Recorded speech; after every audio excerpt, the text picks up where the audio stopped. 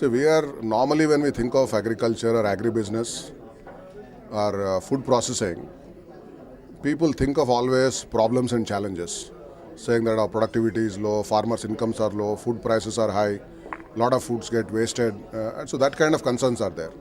So one of the attempts of the FICCI's Food 360, this third edition, is to bring them and see them as opportunities. That's why we call the theme as the next wave of opportunities. If there is a lot of food getting wasted, there's an opportunity in how do you reduce wastages in the form of food processing and other logistics and other infrastructure investments. Similarly, if productivity is low, how do you enhance productivity? There is an opportunity.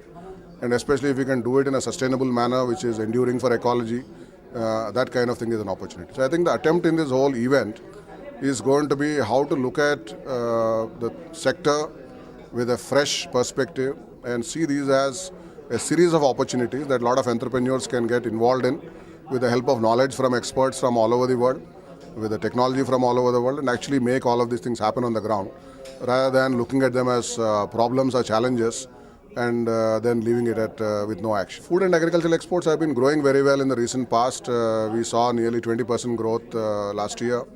Today we have $36 billion of total export from agri and food sector, which is nearly 12% of the entire export from India, which is about $300 billion. So, and we see prospects further improving. We had in the first half of the current year a lot of export of grain products from India because globally there was shortage.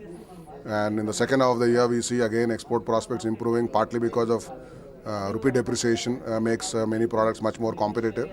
So I think exports are continuing to grow, and we'll see this year also nearly 20% growth. Yeah, so each year when we are conducting, we have been taking a different theme which is appropriate at that point of time.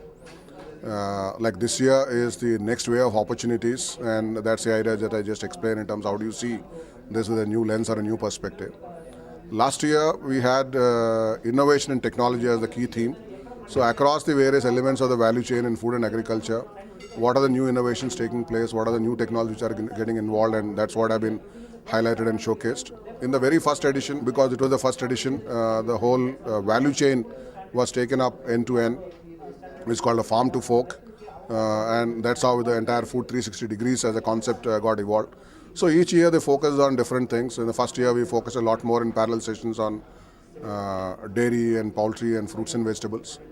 So this time the focus is also on actually taking a lot of these entrepreneurial interest in these opportunities to actual fruition through connecting with VCs and private equity investors as well as with the other knowledge partners.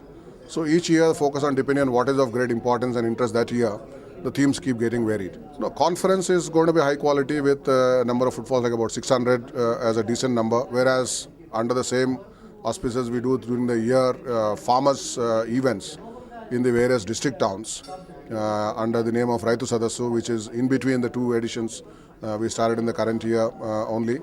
And so each of those saw footfalls in excess of 1,500 farmers in each of those events.